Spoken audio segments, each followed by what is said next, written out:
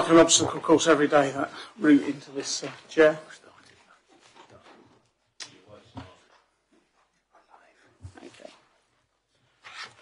Good evening and welcome to this evening's meeting of the full Council.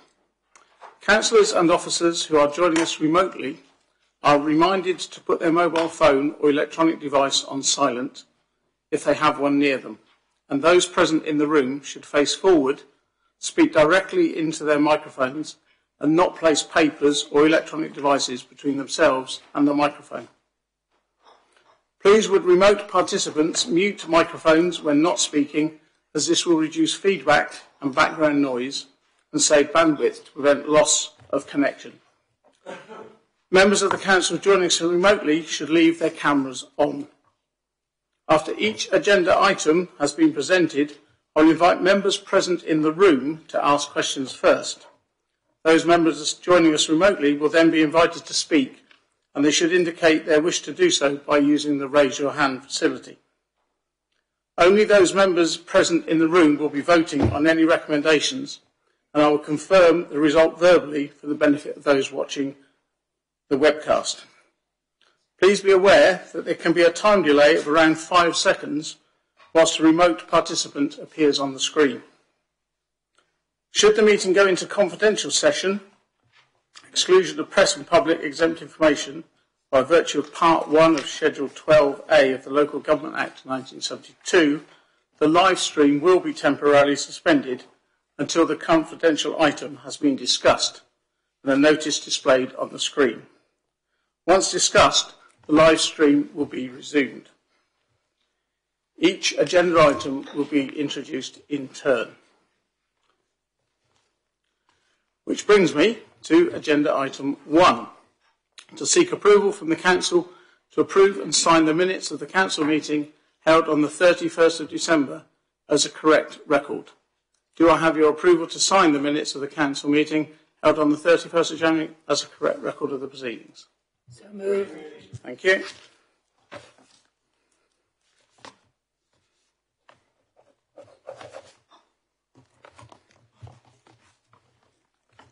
Thank you. Are there any apologies for absence? Yes, Chairman. Councillor Ganley, Hacking, Mrs Kirby-Green and Oliver. Thank you. It's not on the agenda, but is it appropriate to ask who is joining remotely, as I can't see from here? Chairman, it's supposed to be councillors Thomas and Osborne. If they don't appear, then we'll give their apologies. Okay, thank you. Item 3, disclosures of interest. Are there any disclosures by members of personal and disclosable pecuniary interests in matters on the agenda? If so, please declare the nature of any such interest and whether members regard the personal interest as prejudicial under the terms of the Code of Conduct. Any disclosures? No, thank you. If there are any that come to mind, please bring them up when we get to that particular agenda item. Thank you. Agenda item 4, my communications. I'd like to start by thanking Councillor Cathy Harmer, our Vice Chair, for so competently taking up the reins on my behalf on the 31st of January, when after 2 years COVID actually caught up with me. Thank you. And in that short time, with only one official activity in those 3 weeks, you'll be pleased to know that I have very little to say this evening. The one engagement was at 2:30 this afternoon, when together with the Mayor and Deputy Mayor, we launched Bexhill's Free Trade Week, aimed at raising the awareness of the benefits of the scheme to both customers and producers. But while I have your attention, and I love the sound of my own voice, I will take the opportunity just to highlight a couple of items which may be of interest to our residents. At Cabinet 2 weeks ago, approval was given to creating our COVID Additional Relief Fund aimed at providing non-domestic rate relief for businesses who have not been eligible for similar funds in the past. The prompt and diligent work of our officers and staff, both within finance and benefits, throughout the pandemic, has meant additional funds being made available by the government through Rother District Council to those most in need. For example, under Making the Difference umbrella, alone almost £700,000 has been paid to other businesses. Thursday saw the launch of our community lottery, aimed at raising funds for the Council's community grant scheme, while at the same time raising money for the groups taking part. It was very pleasing to say over 30 groups attend the virtual launch. And then finally, a reminder to those groups who are planning to hold a community event to celebrate Her Majesty the Queen's Platinum Jubilee, that the Community Grants Fund is still open to applications, and also if you're looking to hold a street party, there's still time to apply for a road closure. As I said, short but sweet. Agenda item 5, to answer questions from members of the public. Good evening, Mr. Brown. Welcome to the meeting. You have submitted a written question and the answer. Both have been submitted to circulated to members. Would you like to read out your question in full? Thank you very much, Chairman. First of all, I want to say thank you for a very detailed reply, which was very, very helpful. There's just a few little bits for information really that I'd like if it be explained. Is it intended that the project still would be cost neutral, and if so, over what period of time? The project I don't see on the capital programme at all. The work that is being done at this stage is on there, but there's no nothing on the capital programme. When will it go on the capital programme? Mr. Brown, I'm sorry. Generally, one supplementary question. If you've got that list, which I think is quite interesting point. It's just that one. But there's just one other thing, which was how much has been spent so far. Okay, thank you. I was going to say if it was a list, you could write it in again. Thank you. Councillor Pratchett. Thank you, Mr. Brown, and welcome to the Council. Good to have you here again. Would you like me to read out the answer to your initial question? No. Before I answer your supplementary question, can I just say that this is a long-term project, certainly pushed on by COVID, also pushed on by the fact that we have signed up to be a carbon emergency and carbon neutral by 2030, and the government by 2050. So this has pushed us along this track. I don't know if anybody knows how much we spend on our energy bills at the moment, but it's something like £60,000 a year. And as you can imagine, this is not where you can switch off one room heating. The whole building has to be heated. So that's the long-term aim. And so the carbon neutrality of the new build will help enormously towards our carbon footprint, reducing our carbon footprint. I would like also to say, as my introduction to the answer, is the reason why we chose this route, apart from what I've already mentioned. If we did nothing at the moment with this building, there would still be incredible costs to meet, because there's lots of repairs needed. There's lack of compliance in working practices, which we don't comply with. So it's a poor working environment for our officers. And as I've mentioned, we've had the COVID and also the whole thing about climate change. So the reason why I'm explaining that is that it's cost neutral over a long period. And we've already got people signed up to rent, once it's done, to rent from us. In terms of how much we spent at the moment, I haven't got that answer in front of me, but I can certainly get that answer for you.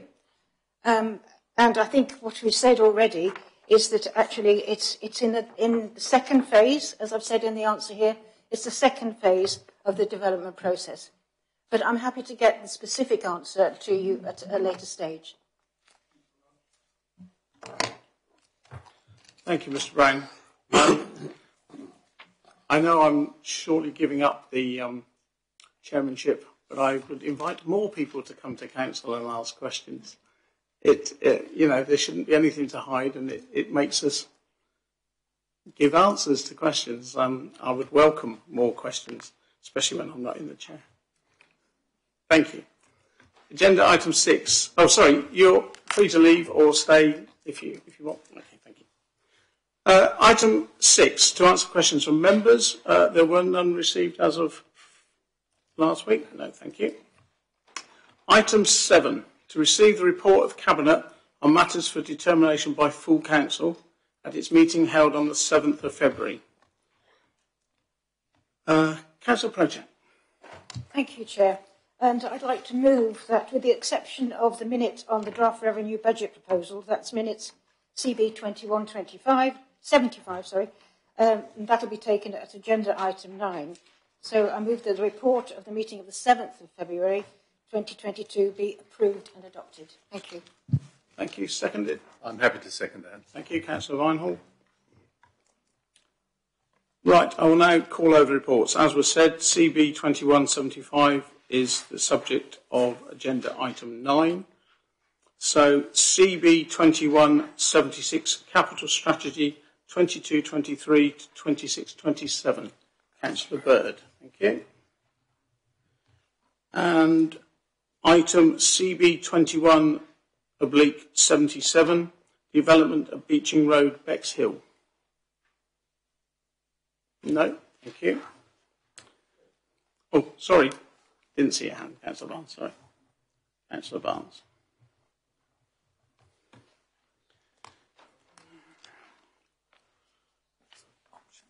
Yeah. As all the minutes have been reserved, I will now proceed to deal with the reserved minutes. Councillor Bird. Thank you, Mr. Chairman. In the capital strategy, I noticed there's no mention of the £14 million to be spent on the Town Hall project. And there is no mention of the up to £500,000 that has already been spent. I wonder if I could have an answer. Thank you.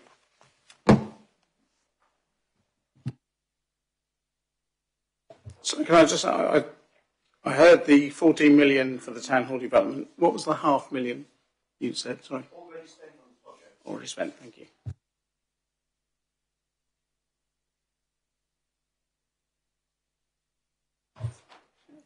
Councillor Dixon, thank you. Thank you, Chairman. I can't give you a precise answer, but I believe that the capital programme of the 14 million will appear when this is agreed by Council. It's not even in its first. It's only going through its first stage at the moment, so it's only a plan. It's not a commitment as yet, and I'll have to get back to you on the £500,000. Thank you. Thank you. Councillor Barnes.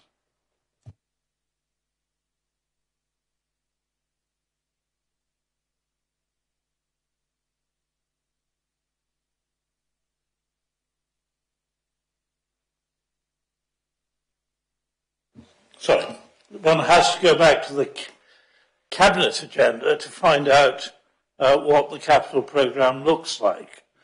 I, like my fellow councillor, couldn't find any reference in that to the projected spend on the town hall.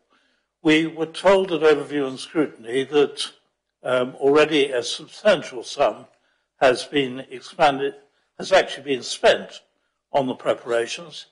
I've heard two different figures.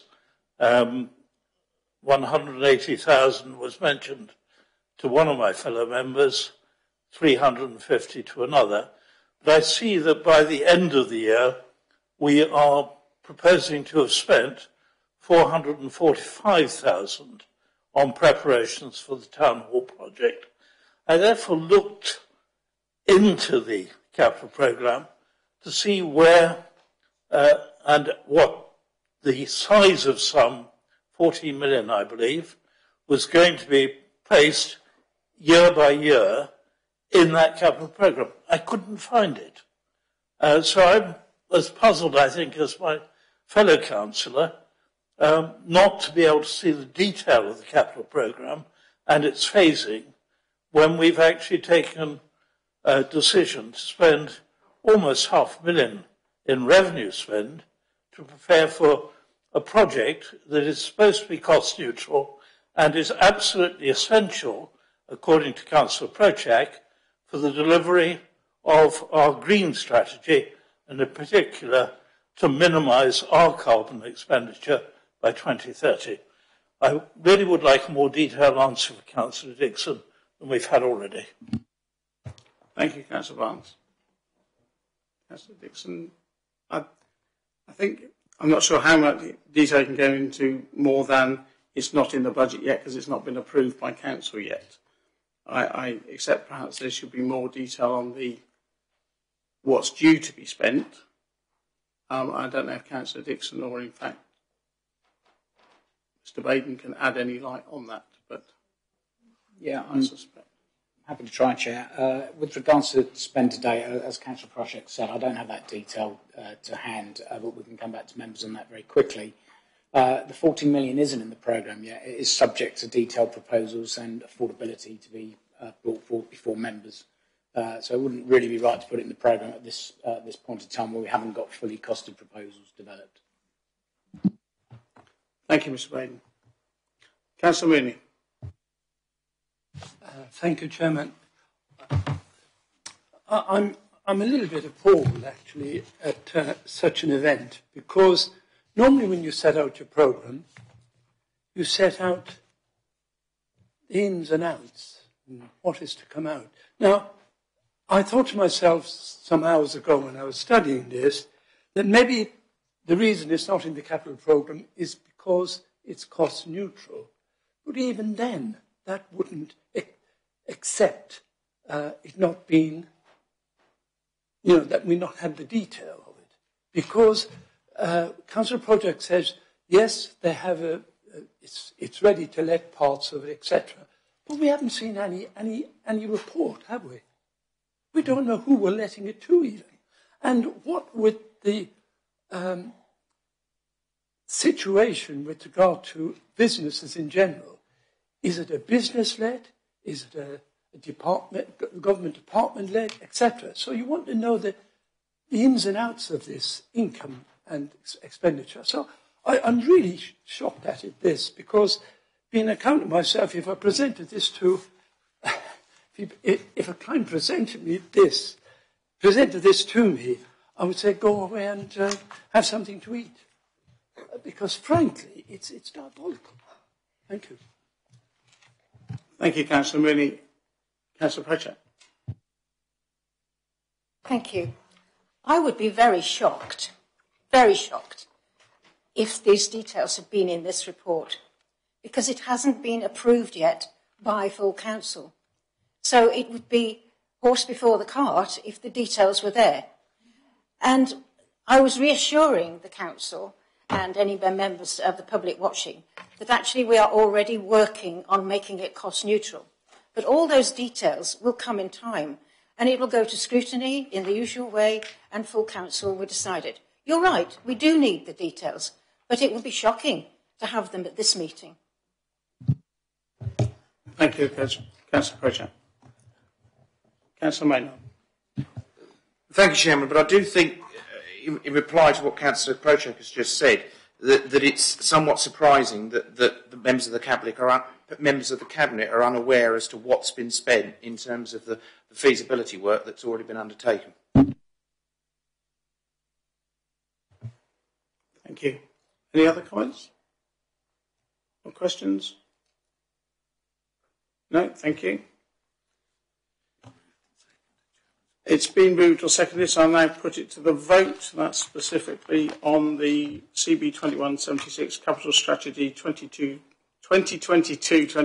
to 2026-27. All those in favour?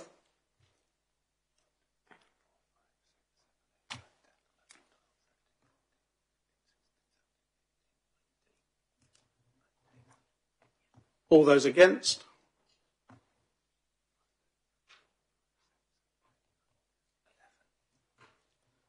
Thank you. That is carried 19 to 11.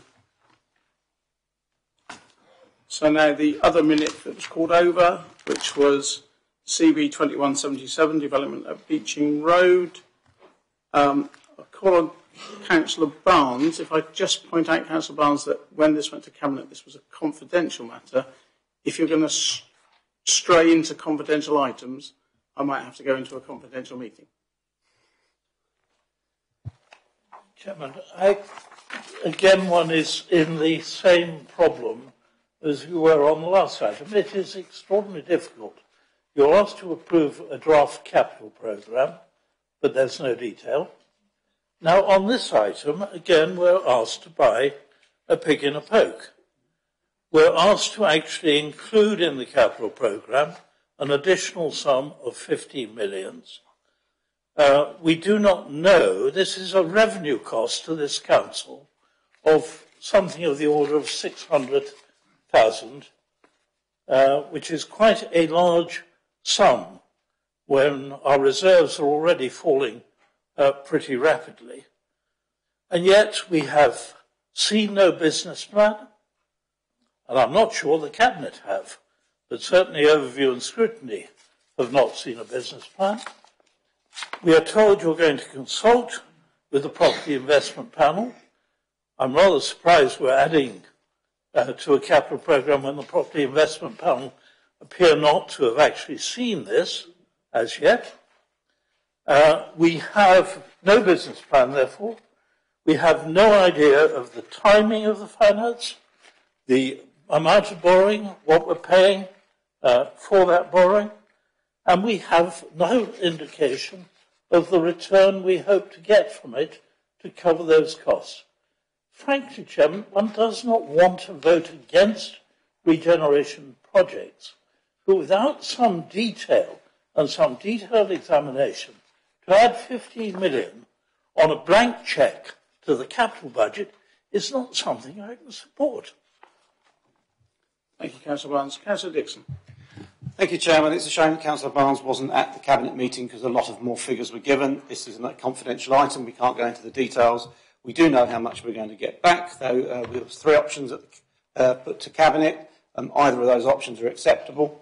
And I do believe that Councillor Barnes at the last council meeting was berating us because we had no plans to get income into the council. This is a plan to get considerable income into the council. It is something that is going to be great for Bexhill, great for the district, and actually raise money for this council and do something about our deficit. And I would have thought that he would be right behind it.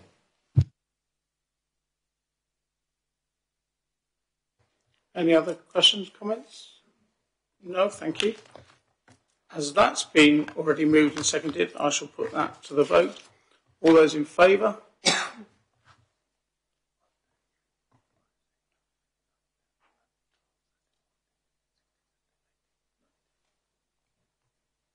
Those against?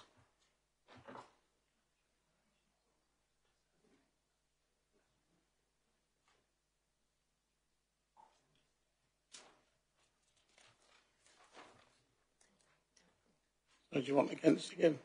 No, fine. It's carried. That was carried. Thank you.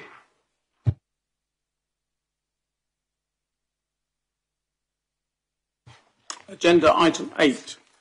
To receive the report of the Chief Executive in accordance with paragraph 17A of the Overview and Scrutiny Procedure Rules and paragraph 4 of the Budget and Policy Framework Procedure Rules of any urgent decisions taken at a Cabinet meeting held on the 7th of February 2022. Councillor Prochat. Thank you, Chair. I move that it be noted that there were no urgent decisions taken at the meeting held on the 7th of February. Thank you. Thank you. Seconded? Second that. Councillor Barnhall, thank you. I'll now put the motion to the vote. All those in favour?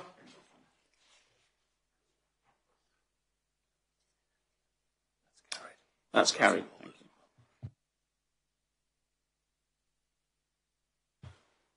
Agenda item 9, Budget 2022 to 2023.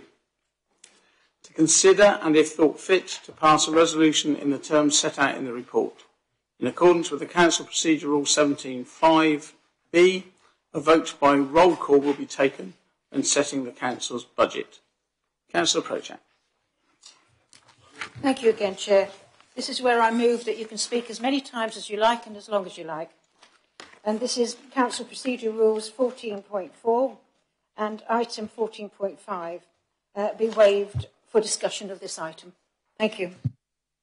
Needs to be seconded. Councillor Bayliss, thank you. All those in favour?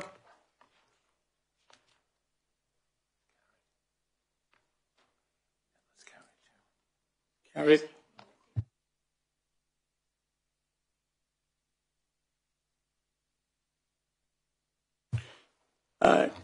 Councillor Pojak, then please, to move the Cabinet minute.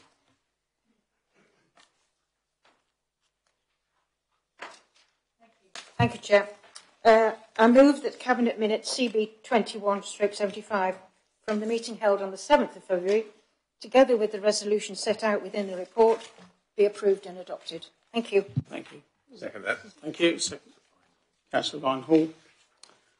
Right. And the debate is open.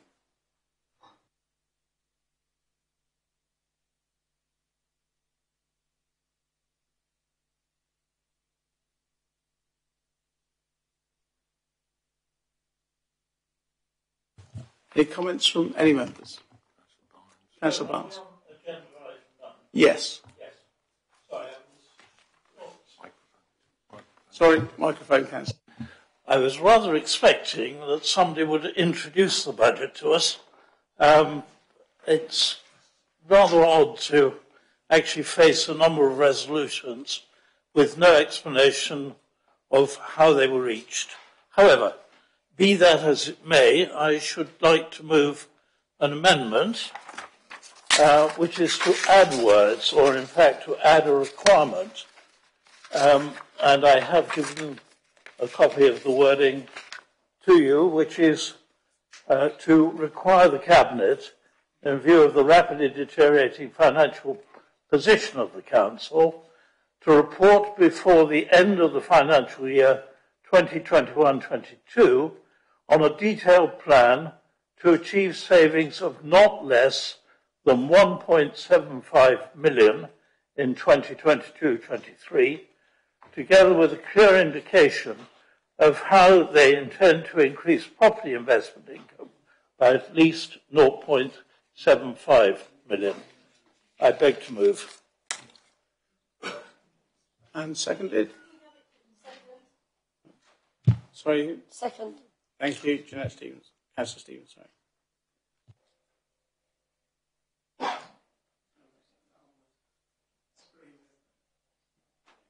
I shall repeat it for members, and that's to add the words to the motion. 5, to require the Cabinet, in the light of the rapidly deteriorating financial position of this Council, to report before the end of the financial year 2021-22 on a detailed plan to achieve savings of not less than £1.7 million in the financial year 2022-23, together with a clear indication of how they intend to increase property investment income by at least £0.75 million. Councillor Dixon. I'm lost for words, Chairman. This is party opposite has just voted against what we want to do with property investment. A fantastic scheme that if they'd come to Cabinet, they would know all about it. But they didn't, and they don't, and they've just voted against it. So why should I want to go along with their amendment that says that holds us to ransom, basically, when they're not even supporting what we're doing? They don't understand, they're not cooperating, and they're not joining in with what this council is doing. This council is looking to try and balance its budget over a period of time from a number of factors that have gone wrong, including the waste contract, which they left us with. £1 million. And just, we have increasing financial issues. So we've already reported just recently that the waste contract, one of our biggest expenditures in this council, has gone up by 5%.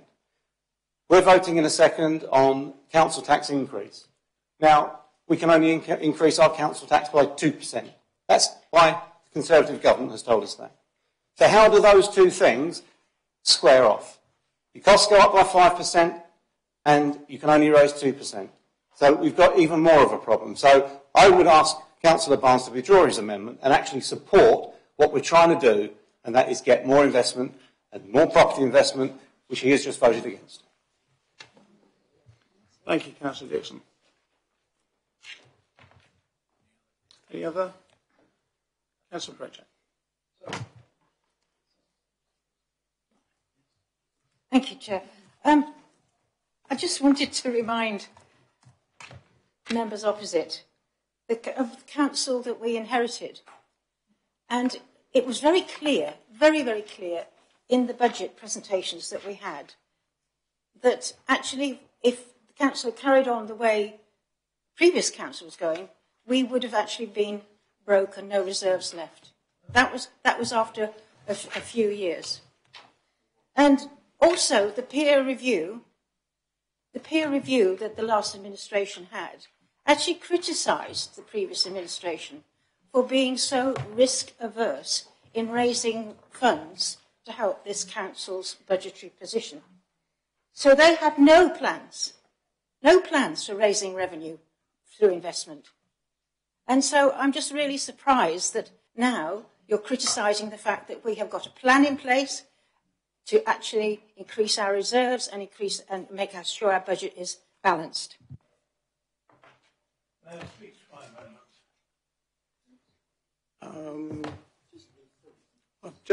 I'll come back to you. I'll just let Councillor Mooney and Councillor Maynard. Yes, perhaps Councillor Dixon should concentrate more on the FSP, the Financial Stability Programme. Sorry. Sorry, we're just checking. There's some microphones on, I think, that shouldn't be. Thank you. Sorry, Councillor Mooney. Yes, because it's a question of whether we achieve the savings that we have budgeted to save here in that. It's quite a lot. It's close on 2 million per year. It's going to take some doing. Thank you. Thank you. Just before I come to you, Councillor Maynard, we should be restricting our comments to this amendment, to Councillor Barnes' amendment at this time. Councillor Maynard. Absolutely, Chairman. Totally agree with that, and that's exactly what I would do. And what Councillor Barnes' amendment seeks to do is to get some clarity in terms of any savings that this council may wish to undertake, and that in terms of the investment plan, that it is there in the public domain so that residents of Rother can fully understand what they're in for in the years to come. It's not about making a grandiose political statement that Councillor Projak has just made. It is about actually facing up to the issues that this council faces honestly and in a transparent fashion, and that's precisely why that amendment has been put. Thank you, Councillor Maynard. Councillor Barnes. Chairman, I will probably want to say something on the budget itself, but it does seem to me that Councillor Dixon is relying on asking us to back a regeneration project without a business plan, without any projected return. Even in his reply to this amendment, we're told that there is going to be a return on Beeching Road, but we're not told what it is. And I have to say this is characteristic now of this administration, that more and more is settled without detail in Cabinet and then brought to this council without the relevant detail. And how backbenchers or the opposition are supposed to know all of this. I happened to be in Cornwall at the last Cabinet. I tried to get in on the internet and couldn't because I was interested to know some of the detail. I am not against regeneration projects. The outgoing administration have planned by this stage to have raised 2.5 million in income, and we set up the property investment panel. We had a series of projects, and indeed, over the first 2 years of this administration, we were on track. We were on track in a number of ways in terms of delivering the projected financial outturn, but also in terms of delivering the income. We're now beyond that stage, and in fact, the income from our property investments are now about 1.5 million shy of where we had intended to be. Now, there may be some good reasons for this, but they're not given to this council. We are told to take on trust that this administration has plans, when in fact in the last 2 years of this administration, where we were planning to spend 13 million, they are spending over 16 million, and they are drawing down reserves at over 3 million last year and over 3 million next year. We shall be down to a bare minimum of reserves by the end of next year, and we shall actually be under the 5 million, which our auditors have told us is the responsible figure for this authority to hold in reserves. What are we told? We're blamed, the last administration but one, for accepting a government grant that did not go into the base and for accepting government policy. I would like to know who voted against that at the time and in favour of putting up RSG. The Liberals did. To their credit, they did, because government grant was not going into the base. But I have to say that the moment the last administration came into power, I wasn't there, but I watched with some interest. Rates were put up every year, council tax was put up every year, and despite the adverse effect of nothing going into the base for the previous 4 years, reserves were raised to over £18 billion. Now that actually allowed us to project, and let me remind people of the figure, we projected to use £4.4 million from the reserves so that we did not have to cut services. We're going to make efficiency savings, so I'll come back to that. But the first 2 years were the bulk of that 4.4 million. The last 2 years of this administration should have been drawing on reserves to the tune of 750,000. Instead, we're going to draw on reserves to the tune of 6 million. Now, really, that is a substantial difference which needs justification. And yet we hear no justification. We have no budget speech tonight. We simply have recommendations purportedly coming from the Overview and Scrutiny Committee through the Cabinet to this Council. At Overview and Scrutiny, we asked for a lot more detail on how property investment income could be raised further and faster. It's not that savings can't be made. This administration has made this year savings of something of the order of 809,000. I totted them up. I couldn't find the figure ever summarised, so I had to go through the detail to work it out. And yet, having made savings of 809,000, we still are in deficit to the tune of over 3 million this year. In other words, they've pushed spending up at such a rate that the savings have actually been cancelled out, in effect, by increases of spending, and then, in fact, they've spent another 2 million on top. Now, some of that is one-off. Could be saved, could be by my 1.75 million savings, because those one-off savings presumably will not be spent again. But there is still a substantial gap. Instead of going for even their projected saving in their budget of 800,000, we suddenly find at the end of the day the Cabinet has reduced that to 625 million. So far from actually replicating the savings we've actually made, even the savings they were planning, they have actually reduced the amount of savings to be made this year. And I have to point to the report of your Chief Financial Officer to the Cabinet, where he points out if those savings are not delivered, 800,000 in this year 800,000 the next year, we shall be in deep financial problems. Because instead of being at about 4 million reserves, we shall actually have run out of reserves. This is financial imprudence on a gigantic scale, and yet we have no speech tonight and a half-hearted reply. I really do not understand how this administration can claim to be business efficient. Thank you, Councillor Barnes. Councillor Vinehall.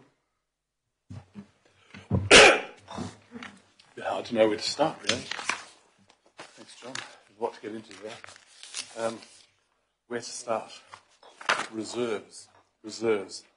So one of the points you made was the level of reserves that were available at the beginning of this administration. The problem is that I think the previous administration could be best described as sleepwalking financially. Sorry, Councillor Vinehall.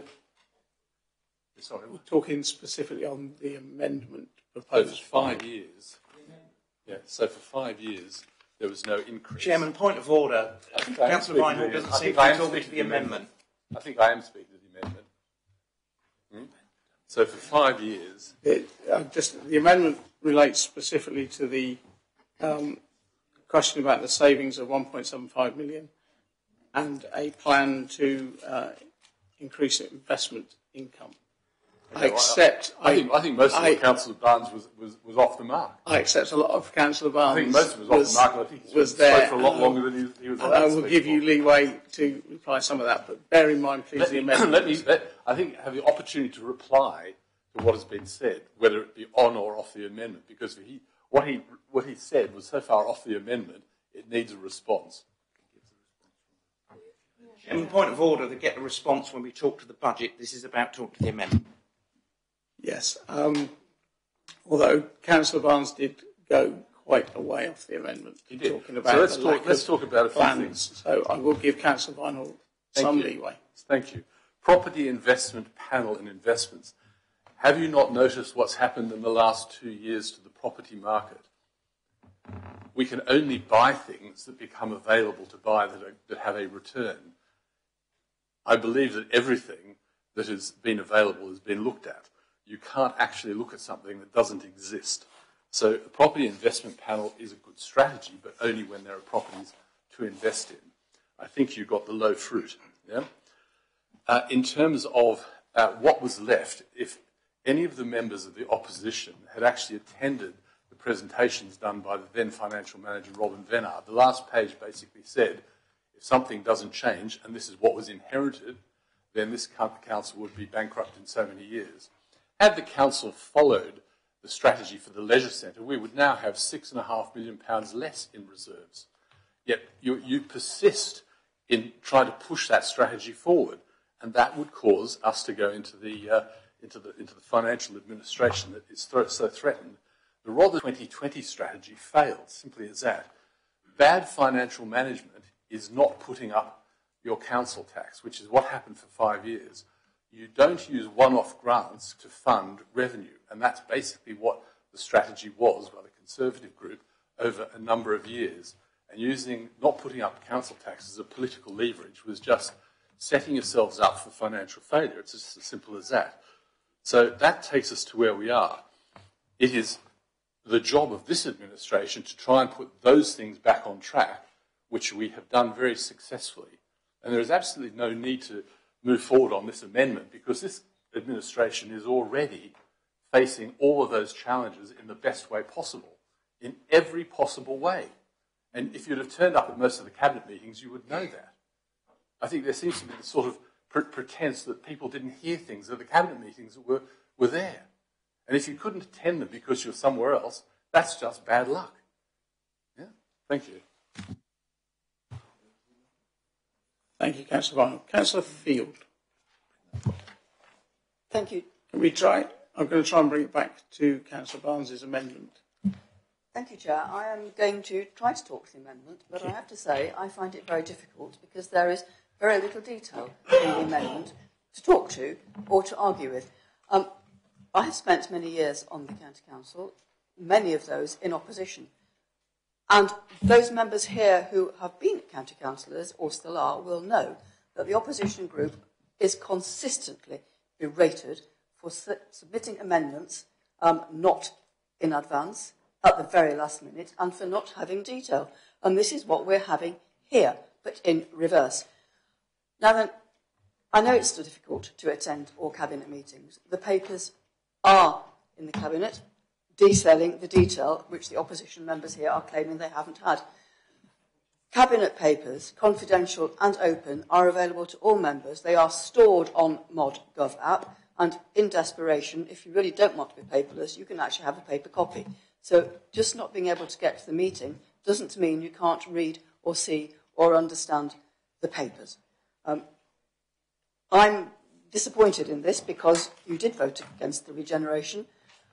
You want us to make savings, you want us to increase income. We have plans for that. I can't talk to the detail in the amendment because there isn't any. Thank you, Councillor Field.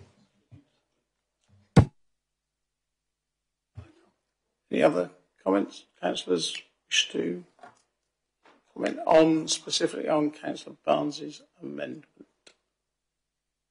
And thank you, Councillor Field, for getting it back onto the amendment. So go for the vote on the amendment. I shall read it again. Oh, no, sorry. Yes, it will be a roll call on this one. So, oh, sorry, before I start that, did the two councillors join remotely? Or?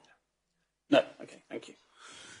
Right, so the amendment that's been proposed by Councillor Barnes and seconded by Councillor Stevens, that's up for vote now, is to require the Cabinet, in the light of the rapidly deteriorating financial position of this council, to report before the end of the financial year 2021-22 on a detailed plan to achieve savings of not less than £1.75 million in the financial year 2022-23, together with a clear indication of how they intend to increase property investment income by at least £0.75 million.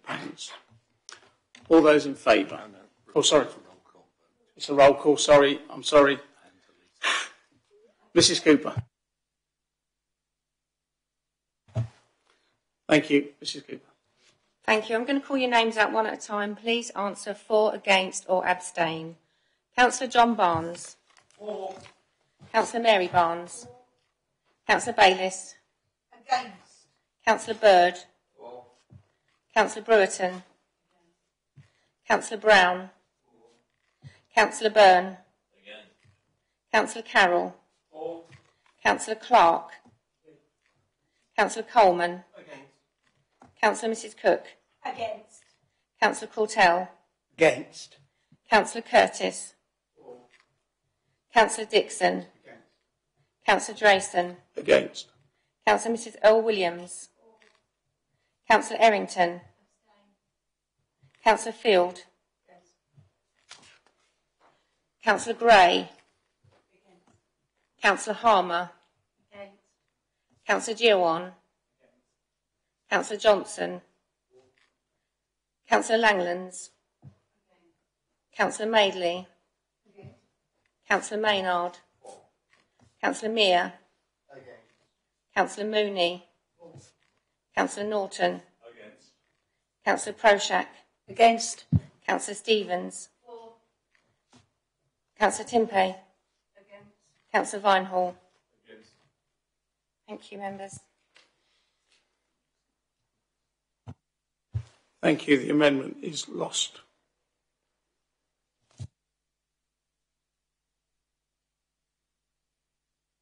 So now we return to the substantive motion, and the matter was open for debate.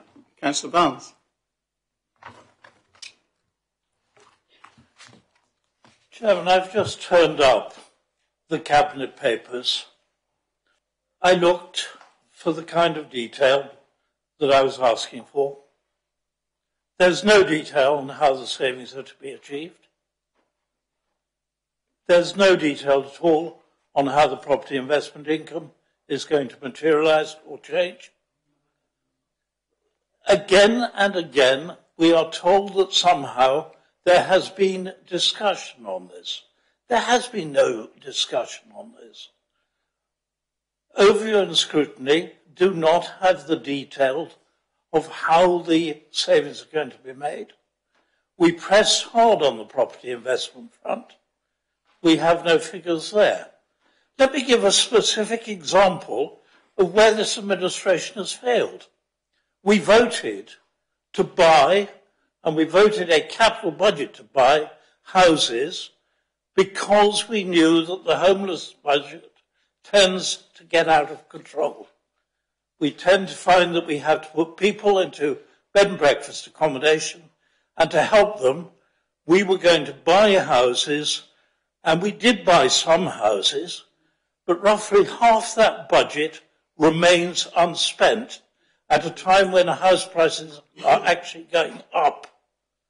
That actually is a dereliction of duty, because the housing market is actually turning more and more adverse against the purchase of those houses. And our homelessness budget will, as usual, leak more money than we're actually planning. Again and again, we left detailed plans at the end of our administration for property investment. Those were delivered. What Councillor Vinehall refuses to admit is that after 2 years, we were at about the right figure on reserves that we had planned as an administration, 13 million. In fact, you've done slightly better than we had planned.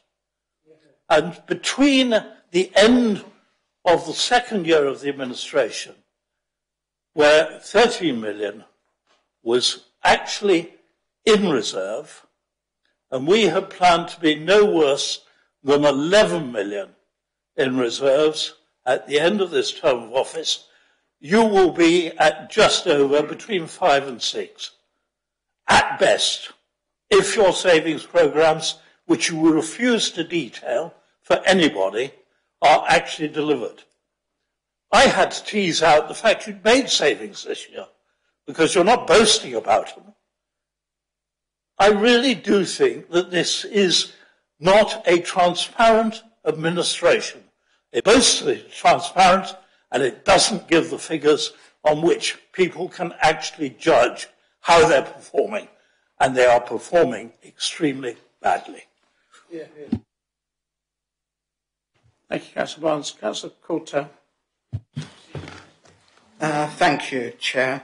I'd just like to take up a couple of points that Councillor Barnes has mentioned. The first is about homelessness. The previous administration was censored by the local government ombudsman for not having any provision within Rother for the homeless. This administration has, first of all, committed to invest 3 million, then a further 6 million to rectify this. And our head of housing pointed out at a meeting recently, I think it was the Overview and Scrutiny Committee, in response to one of the councillors on the other side, that by the end of March there will be 19 properties within Rother to deal with, in which to house homeless people, which will be ready by then, and that is a massive change compared to the 0 of the previous administration. The second thing I'd like to point out is that I was looking at the accounts at the end of the period of the previous administration, the accounts ending the 31st of March 2019. And I compared them with the accounts 2 years later, 31st of March 2021, which are the latest accounts published and cover almost 2 years of our time in office. And during that time, the reserves increased by £0.9 million. So that does not seem to be a waste and that does not seem to be a negligent approach to finance. Thank you. Thank you, Councillor Courtell. Councillor Byrne. Thank you, Chairman. Councillor Courtell has stolen most of my thunder. And he's absolutely right. And thank you for that. Thank you for that, Councillor. I think he adequately pointed out the fact that we were censured for our lack of accommodation, lack of temporary accommodation within Rother, and we have moved forward on property purchase. So, whilst not attempting to dismantle all of Councillor Barnes' arguments, I will quarrel with him or take issue with him on those particular points. Thank you. Thank you, Councillor Byrne. Councillor Coleman, then Councillor Maynard. Councillor Coleman. Thank you, Chair. I find it quite audacious for Councillor Barnes to talk about investment in housing the homeless when the last administration was shipping families as far as Kent and the south of London. And I don't know if it's a declaration of interest, but one of those families was mine, so I know that for a fact. The members opposite have voted against reducing our carbon footprint. They voted against property investment. They then tried to hoist themselves by their own petard with Councillor Barnes' amendment. And now they come here with no opposition budget, no alternative to these proposals, which I think are balanced and fair and compassionate and climate forward. Instead, they try to criticise, poke holes, and say they would do it better. Well, the 20 years of the last administration show otherwise, Chair. Thank you. Thank you, Councillor Coleman. Councillor Maynard. Yeah, thank you very much indeed, Chairman. Which reminds me of comments that a Labour supporter made back in, I think it was 2019, when they said they couldn't see the massive regeneration that the previous administration had completed across the whole of Rother. The multi-million-pound regeneration that was tens of millions of pounds over that whole period that the Conservatives were in office. And what have we seen across Rother since this administration took control? Yes, exactly. The tumbleweed has rushed past. And it's interesting when members opposite reference the situation with homelessness. Wasn't that rectified by a Conservative government giving you government grants throughout the COVID period? Exactly. So I hope that those two, Councillor Byrne and Councillor Courtell, will thank the Conservative government for the money they've given, and that they'll also thank the Conservative government for the money that they've given in terms of the grants that weren't expected, that Tony Baden covered off both at Cabinet and at Overview and Scrutiny Committee, that actually helped you balance the budget. Those hundreds of thousands of pounds that were afforded to you by a central government. And now it would be totally fair for me to thank the staff here for the work they've done during COVID in distributing those government funds, because the response of this authority during the COVID period has been outstanding. So I won't, I'm not going to stand here and make grandiose political statements. What I will do is what I will do is correct the statements that are made opposite. And the fact of the matter is that this administration left you with a dowry of over £18 million, which you're doing your very best to squander with ill thought out projects throughout the whole of the district. And as I've said earlier, the fact of the matter is, when it comes to 2023, the residents of Rother will have an opportunity to once again support a Conservative administration that will deliver on capital projects, rather than the one opposite from the alliance, those group of the alliance of the left, that will actually see more spending and poorer services. Thank you, Councillor Maynard. Councillor Reinhold. Political statement by Councillor Maynard. It just is constantly shocking. Day one of this administration, we were told by Robert Venner that unless something happened, this council would be in terminal decline. And that decline has been stopped at every point possible, including the leisure centre, which would have taken £6 million. Don't shake your head, Councillor Maynard. It was your plan. Out of £6 million out of reserves. What would our reserves look like today if those £6 million had come out as a loan against SIL? What a ridiculous plan. What poor financial management. And that was your plan. That was his presentation. That was the presentation on day one. You don't know because you didn't attend. Because you only attended one training session in 3 years. Yeah? It's as simple as that. So I think that says it all. There was no plan to buy housing for the there was no plan to buy housing for the homeless. That is a plan that was brought forward by officers during the course of this administration, and they have been buying them at as quick a rate as possible. I mean, you can't just buy any old home for any person. There you go. I hadn't finished. And Councillor Maynard makes broad statements about things that haven't been done or have been done, but specifies none of them. Broad statements. They're broad statements of nothing. Nothingness. The nothingness corner. On point of order, if Councillor Vinehall wants me to list them all, more than happy to do so at a time that he wants to do that. Thank you, Councillor Maynard. Councillor Bayliss. Yes, thank you very much. I'd like to say that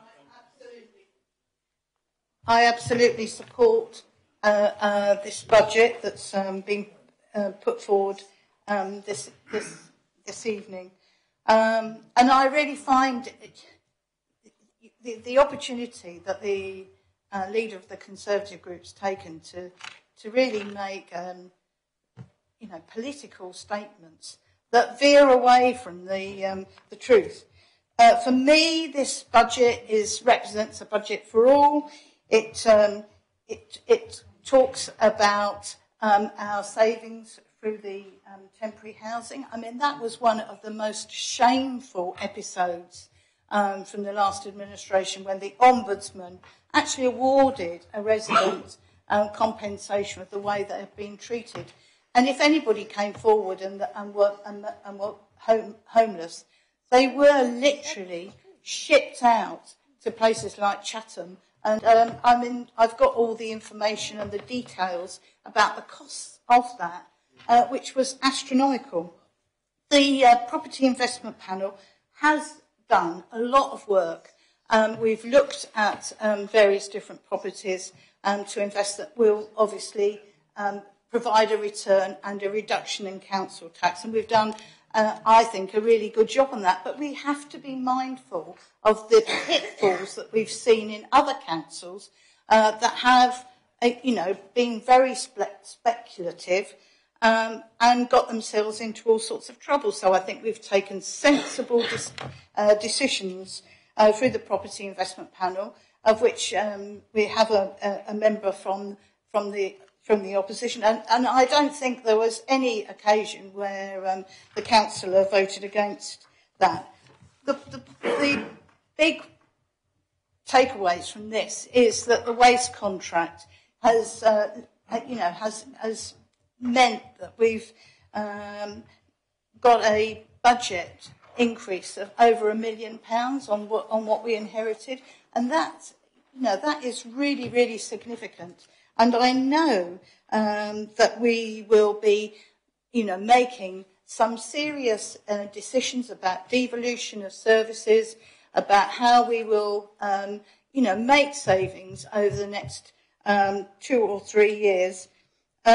So this is really a budget for all. It's a moderate increase in council tax. It's modest. It protects those those residents who are on the sharp end, if you like, of having the affordability. We've got this very tiny but significant increase in the council tax reduction scheme. And let's not forget, for the last 2 years, we've been facing the worst crisis that any government or any local government has faced. And we've had to spend money in order to protect our communities, in order to help those, who've lost their jobs. All of this has cost us money. So this is, for me, a budget that I can support. It's fair, and it's a budget for all. Thank you, Councillor Rose. Councillor Mooney. Thank you very much, Chairman. I would just like to make some corrections to what has been said. A leisure centre you mentioned, 6 million. I think you're getting your figures a little wrong. Maybe that's why your reserves figures are wrong as well. But it was actually 4.4 million. And you know what? There is a town up in North Hertfordshire that opened their own leisure centre. It is financing their government, their council at the moment. And that's what was our intention. Now, who is paying for the leisure centre at the moment? We are forking out money to the operator at the moment for the present leisure centre. And I spoke to somebody the other day, a cousin of mine. What did you think of the leisure centre? It's a dump. We wanted a good and vibrating leisure centre for Bexhill. It's crying out for it. And the only thing that held it up was the land, the problem of the land. And went on and on and on. But that wasn't our fault. It was out of our remit. We swapped land for it, etc., etc. We made all the preparations for it. That would have been what the crematorium is to Hastings. It would have been a money changer, a money spinner, absolutely. Thank you very much. Thank you, Councillor Lilly. Any other comments, questions? Councillor Courtell. Yes, I think we need to consider where we started when we became an administration. It was recklessly irresponsible on the part of the party opposite to freeze council tax, as Councillor Vine Hall has pointed out, year upon year. It created, in fact, I don't want to be insulting, but I think it's possibly financially illiterate because costs had to go up, but income remained static for several years in a row.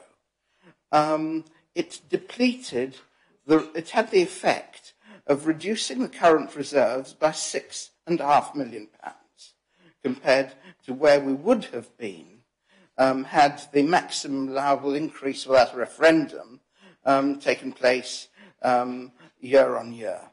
Would also have received another £900,000 in additional council tax since 2010. I mean, 6.5 plus 900,000, almost 7.5 million, we'd have been in a much stronger position.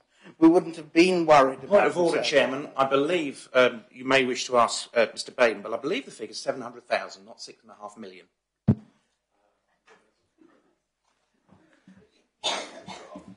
I got this from an email from the Chief Financial Officer. Yeah, I'm Councillor Grant, Chair. This is information I've shared with several members. The cumulative impact on reserves, excuse me, of not increasing council tax to the maximum is about £6.5 million since 2010-11. And if we'd carried out those maximum increases, it would have been another 900,000 roughly in addition.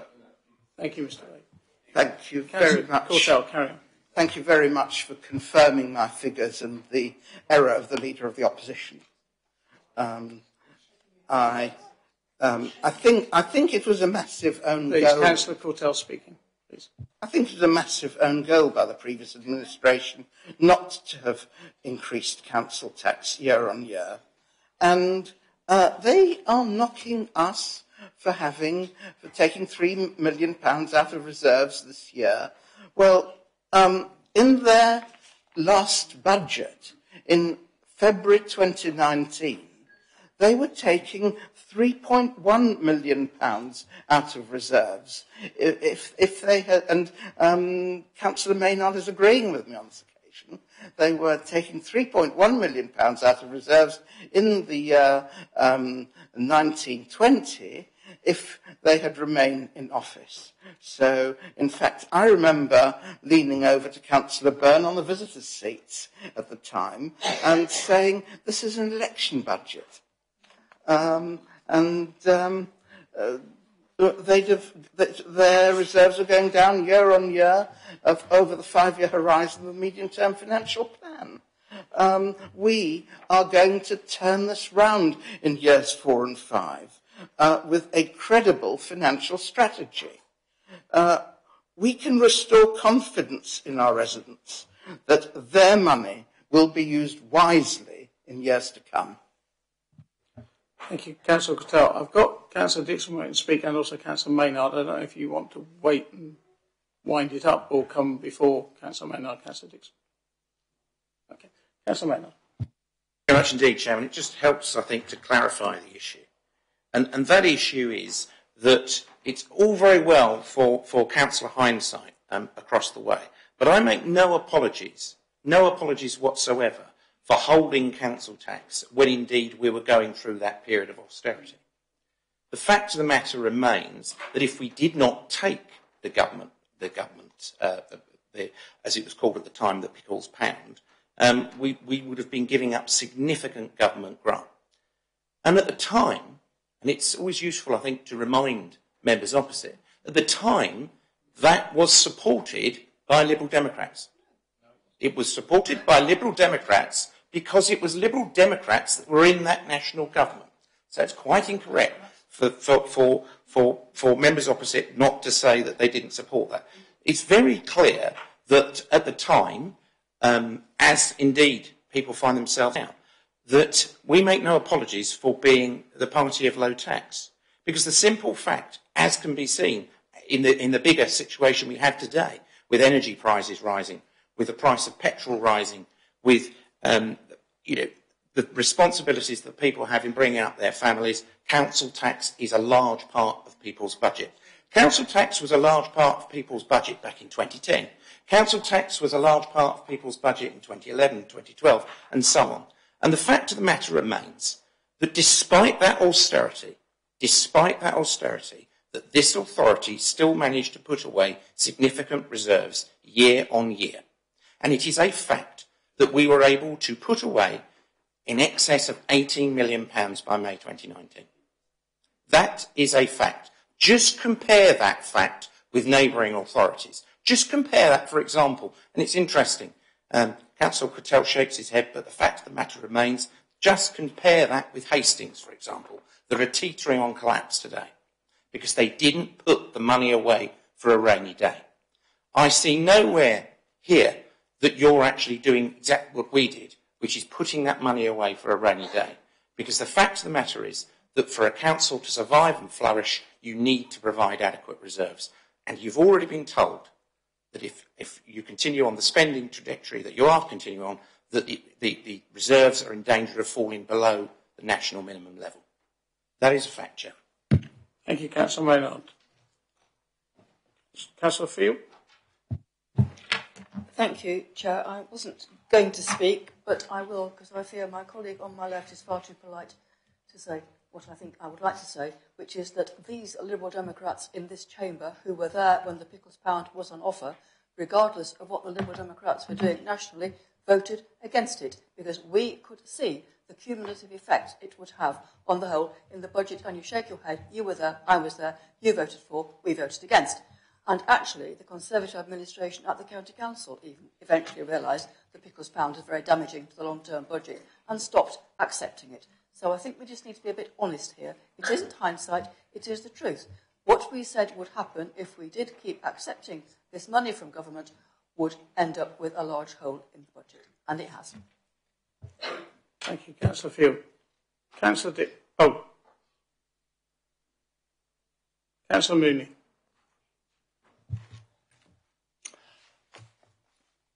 You have a property investment. Who put it in place? You did? No, we did. And we did it very wisely because we worked with government, because it was a community property investment to help buildings that we owned and rented to small businesses, and that paid dividends. Of course it did. But that is what you inherited. You didn't talk about that at all, did you? We put in place the property investment programme. Thank you very much. Thank you, Councillor Mooney. Excuse me, Chair. Sorry, are we still talking about the capital programme, or have we reverted to the revenue budget? I just need to be clear.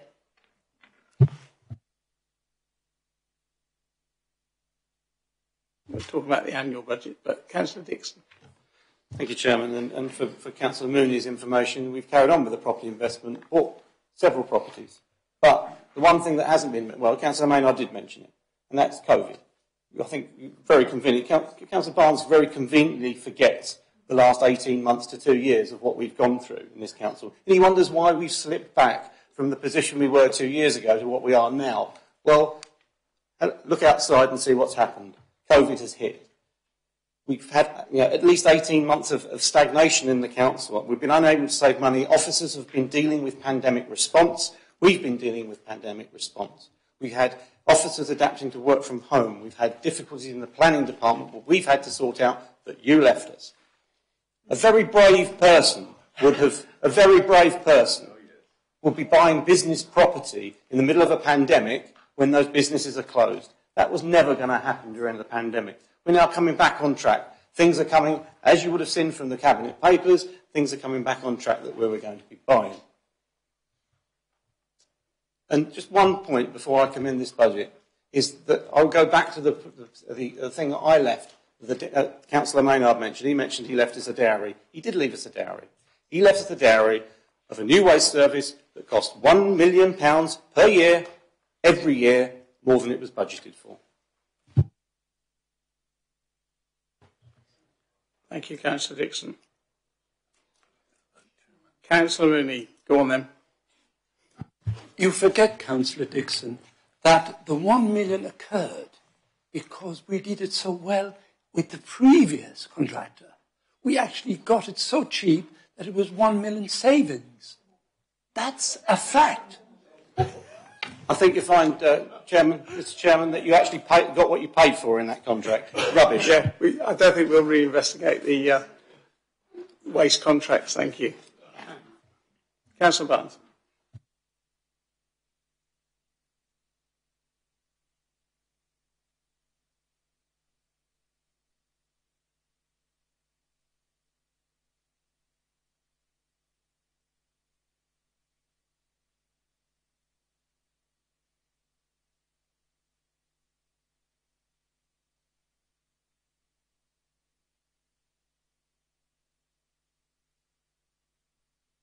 I have to say the idea came from the Housing Task Force, an all-party Housing Task Force, chaired by me and taken forward by Councillor Byrne. What has disappointed me is that we did not take full advantage of the housing market while we could have done. And now we find that house prices in Rother have gone up by 14% in the last year. And they're going to go up again. So the 8 million we voted, we spent 4 million, but 4 million is still sitting there and it will buy fewer houses. That actually does not seem to me, whatever the ravages of COVID, and of course we all recognise those. The other point I have to make is, yes, COVID will have affected the council's income, mainly car park income, but not solely car park income, and that will recover. It will also have had other effects, but the government gave grants on COVID for business in this authority. We spent the money wisely with those businesses, but the government actually gave us more than enough to actually cover the help we gave to industry and inhabitants. And I'm sure Tony Baden will confirm that. Thank you, Councillor Barnes. Councillor Clark. Thank you, Chairman. I want to address some remarks to Councillor Barnes. A bit of a cheap jibe, really, to say the dereliction, because we haven't bought enough houses. Well, we've been through COVID. I personally know when it was my profile, a couple of the sales went almost up to completion and the people pulled out. That is quite difficult. Anybody buying a house, people sometimes at the last minute decide they don't want to. And I have a lot of time for Councillor Barnes, and he is our director of our Alliance Building Company, because we all have this agenda, because we know we can't provide enough affordable housing in Rother, and we have, I'm sure him and I have the same passion and the same belief that we want to deliver more affordable housing in Rother. So I would like to see you consider just being constructive with your criticism, what we're doing on housing, rather than having to go at us. Thank you. Thank you. Before I come to Councillor Dixon, I'm just wondering if we should record in the minutes that Councillor Barnes, Councillor Clark and myself are directors of Alliance Homes Rother, as it's been mentioned. Thank you. Sorry, what's Councillor Dixon? Just for clarity, Chairman, I've said this at scrutiny and I'll say it again. COVID has cost this council in round figures £500,000 in lost income, a combination of lost income and extra expenditure. It's true that the government have repaid a lot of our expense and a lot of our lost income, but we are still a net £500,000 down. Now, I think that's money well spent. I'm very, very proud of this council's COVID response, the officers of this council and the councillors of this council. And Councillor Maynard is absolutely correct when he says we should have rainy day money. We've had the biggest rainy day we've had in generations. And if it's only cost us £500,000, that's money well spent. But it's still £500,000 we've got to get back that we haven't budgeted for. And that has just added a little bit more to our problem. Thank you, Councillor Dixon. I think I'm coming to the vote. You really want to speak, Councillor Vinehall? Yes, no, I'd just like to formally invite Councillor Barnes to join the Alliance, because I think free of the Conservative whip you'd be a real force. It wasn't really worth it. Right, I'm going to go to the vote. And Mr Johnston has just said, very helpfully, I should read out the motion. But as was pointed out earlier, it's sort of in three places. I'm just going to say which bit I'm going to read out. Right. On agenda item 9, it's the recommendation that it be resolved that the formal council tax resolution at Appendix A be approved. This will be by roll call. So I'll hand over to Mrs Cooper again. Mrs Cooper. Thank you, Chairman. I can read your names out, councillors. Please answer for, against or abstain. Councillor John Barnes. Yes. Councillor Mary Barnes. Yes. Councillor Bayliss. Oh. Councillor Bird. Okay. Councillor Brewerton. Councillor Brown. Yes. Councillor Byrne. Oh. Councillor Carroll. Okay. Councillor Clark. Oh. Councillor Coleman. Oh. Councillor Mrs Cook. 4. Councillor Courtell. 4. Councillor Curtis. Yes. Councillor Dixon. 4. Councillor Drayson. 4. Councillor Errington. 4. Councillor Field. 4. Councillor Gray. 4. Councillor Harmer. 4. Councillor Giawan. 4. Councillor Johnson. Councillor Langlands. 4. Councillor Madeley. 4. Councillor Maynard. Against. Councillor Mear. 4. Councillor Mooney. Against. Councillor Norton. 4. Councillor Proshak. 4. Councillor Stevens. Against. Councillor Timpey. 4. Councillor Vinehall. 4. Thank you. Thank you. That's carried. Moving on to agenda item 10. Which is consider nominations for the appointment of Chairman of the Council for 2022-2023. And if necessary, have a roll call vote. But call for nominations. Councillor Projak.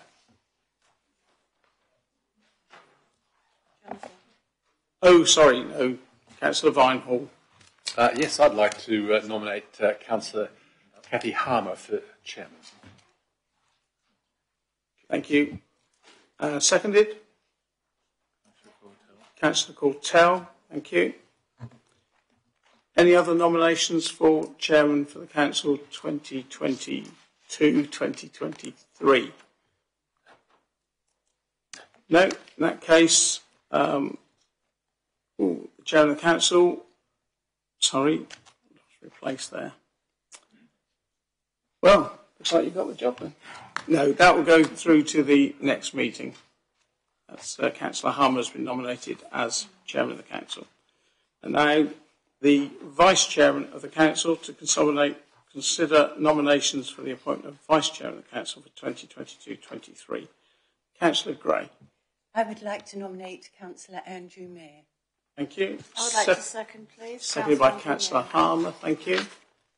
Any other nominations? No. In that case, thank you. Councillor Andrew Mayer is nominated for Vice Chairman 2022-2023. So long for the 2020s to disappear and I can speak properly. Thank you, ladies and gentlemen. The meeting is closed. Please be upstanding for the Chairman.